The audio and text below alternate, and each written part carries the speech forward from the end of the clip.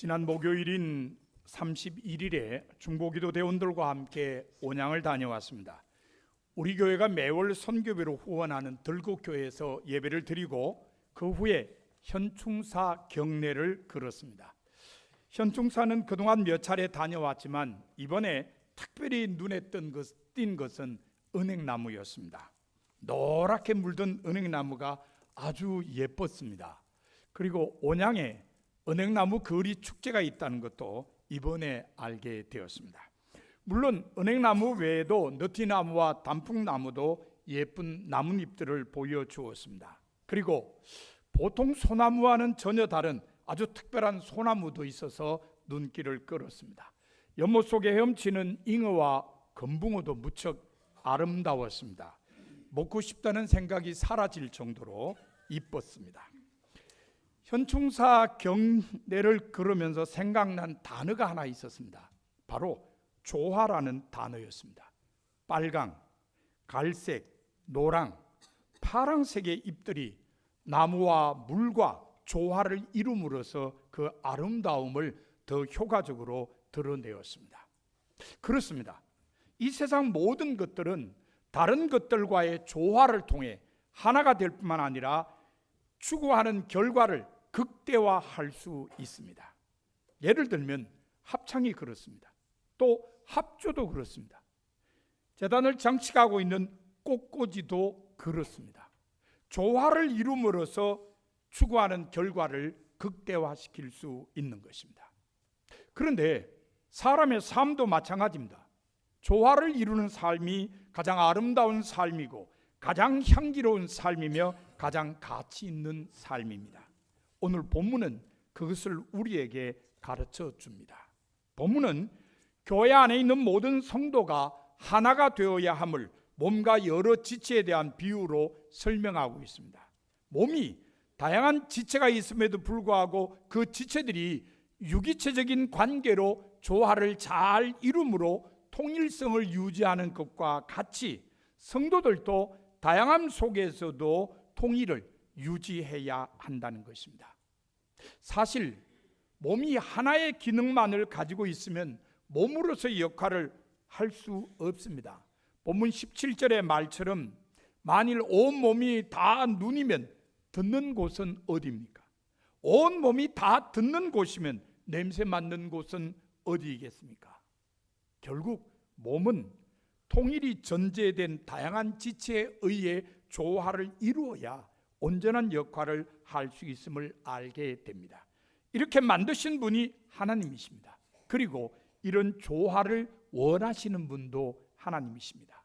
그러므로 본문은 교회 안의 모든 성도가 다양한 지체이지만 조화를 통해 통일을 유지해야 한다는 하나님의 뜻을 일깨워주고 있습니다. 조화는 앞서 말씀드린 대로 하나가 되게 하는 열쇠이며 동시에 가치를 극대화시키는 요소임을 알게 해주는 것입니다. 그러나 조화를 이루는 삶은 교회 안에서만 한정되는 것은 아닙니다. 삶의 모든 영역에서 조화를 이루어야 합니다. 히랍의 철학자 아리스토텔레스는 인간은 사회적 동물이다라고 정의했습니다. 인간은 어떤 형태이든지 공동체 안에서 다른 구성원들과 관계를 맺고 살 수밖에 없다는 것입니다. 그것이 가정이든 교회든 직장이든 사회이든 모두 마찬가지입니다. 그러므로 모든 사람은 공동체 안에서 더불어 활동하는 구성원들과 조화를 잘 이루어야 합니다. 그래야 자신의 역할을 잘 감당할 수 있습니다. 만약 그렇지 못하면 많은 고통을 겪게 됩니다. 이 점에서 우리는 이스라엘의 첫 번째 임금인 사울을 반면교사로 삼아야 합니다. 사울 왕 주변에는 좋은 사람들이 참 많았습니다. 그러나 사울 왕은 그 사람들과 조화롭게 지내지를 못했습니다. 종교 지도자인 사무엘과의 조화에 실패했습니다. 군사 지도자인 다윗과의 조화에도 실패했습니다. 그리고 아들 요나단과 딸 미갈 등 가족과의 조화에도 실패했습니다. 그것 때문에 사울 왕은 많은 고통을 겪어야만 했습니다. 그렇다면 공동체 안에서 다른 구성원들과 조화를 이루기 위해서는 어떻게 해야 할까요? 항상 다른 사람의 입장을 먼저 생각하고 배려할 줄 아는 넓은 마음을 가져야 합니다. 이솝 우화 가운데 여우와 두루미라는 것이 있습니다. 이런 내용입니다. 여우가 두루미를 자기 집으로 초대했습니다. 여우는 초대한 두루미를 위해서 맛있는 스프를 만들었습니다. 그리고 납작한 접시에 담아서 식탁에 올렸습니다. 하지만 두루미는 부리가 너무 길어서 그 접시에 담긴 스프를 먹을 수가 없었습니다. 며칠 후에 이번에는 두루미가 여우를 자기 집으로 초대했습니다. 두루미는 맛있는 고기를 만들었습니다. 그리고 그것을 목이 긴 병에 담아서 식탁에 올렸습니다. 하지만 여우는 긴 부리가 없어서 병 속에 있는 고기를 먹을 수가 없었습니다. 우리의 모습을 돌아보게 하는 이야기입니다. 우리도 이런 마음과 자세로 다른 사람들을 대하고 있지 않은지 돌아보아야 할 것입니다. 그런데 조화는 다른 사람들과의 관계에서만 필요한 것은 아닙니다. 자신에게서도 조화를 찾아야 합니다. 사람은 다른 동물들과 마찬가지로 육체를 가진 존재입니다. 그러므로 육체의 각 부분이 조화를 잘 이루도록 해야 합니다. 그래야 원활한 활동을 할 수 있습니다. 상체와 하체가 조화롭지 못한 사람, SS 패션 모델 같은 사람, 그리고 베들레헴이 지나치게 비대하여 가까이 하기에는 너무나 먼 당신이 되어버린 사람, 이런 사람들은 아무래도 활동성이 떨어질 수밖에 없습니다. 균형이 맞지 않기 때문입니다. 그러므로 균형을 맞추어서 조화를 이루도록 노력해야 합니다. 육체의 외적인 부분뿐만 아닙니다. 내적인 부분에서도 조화를 이루어야 합니다. 그래야 건강한 몸으로 성실하게 살 수 있습니다. 소위 오장육부가 균형을 잘 맞추어야 한다는 말입니다. 개인이 조화를 이루어야 할 영역에는 신앙생활도 있습니다. 인간은 육체적인 존재일 뿐만 아니라 영적인 존재이기도 합니다. 그러므로 신앙에도 조화가 필요합니다.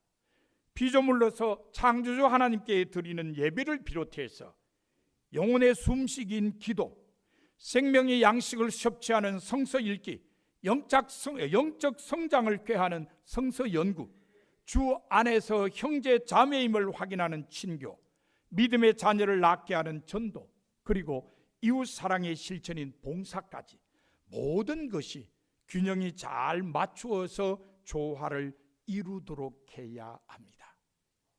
그런데 이런 조화에서 빠질 수 없는 것이 있습니다. 바로 봉헌입니다. 하나님의 은혜로 살아감과 동시에 하나님의 은혜로 주어진 모든 것에 감사하며 하나님께 예물로 감사의 마음을 표현하는 것입니다. 우리가 등한시하기 쉬운 요소입니다. 그러나 관심을 꼭 기울여야 할 부분입니다. 특별히 11월은 감사의 달입니다. 지난 한 해를 돌아보며 감사하는 추수감사절이 있는 달입니다. 그러므로 우리는 조화로운 신앙생활의 한 요소인 봉헌을 생각하지 않을 수 없습니다. 이처럼 성도에게 있어서 조화의 삶은 가장 아름답고 가장 진한 향기를 내며 가장 가치 있는 삶을 살게 합니다. 그러므로 모든 성도는 우선 교회 안에서, 더 나아가 모든 공동체 안에서 더불어 활동하는 구성원들과 조화를 잘 이루어야 합니다. 항상 다른 사람의 입장을 먼저 생각하고 배려하는 넓은 마음을 가짐으로써 조화를 이루어야 합니다. 아울러 자신에게도 조화를 추구해야 합니다. 원활한 활동을 위해 육체의 각 부분이 조화를 잘 이루도록 해야 하며 영적인 존재로서 신앙생활에도 조화를 잘 이루도록 해야 합니다. 사랑하는 성도 여러분, 지금 여러분의 삶은 조화를 잘 이루고 있습니까? 교회와 자신이 속한 공동체 안에서 다른 사람들과 조화를 잘 이루고 있습니까? 자기 육체의 각 부분과 신앙생활의 모든 영역이 조화를 잘 이루고 있습니까? 오늘 하나님께서는 여러분에게 조화를 이루는 삶을 살라고 말씀하십니다. 다른 사람들과의 관계에서도 조화를 잘 이루며 자신의 육체와 신앙생활에도 조화를 잘 이루라는 말씀입니다. 그러므로 여러분은 다른 사람의 입장을 먼저 생각하고 배려하는 넓은 마음으로 공동체 안에서 더불어 활동하는 구성원들과 조화를 잘 이루며 자기 육체의 각 부분과 신앙생활의 모든 영역에 균형을 맞추어서 조화를 잘 이루어야 합니다.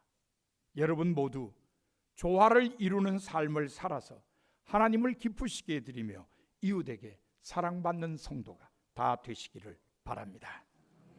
다 같이 사도신경으로 우리의 신앙을 고백하겠습니다.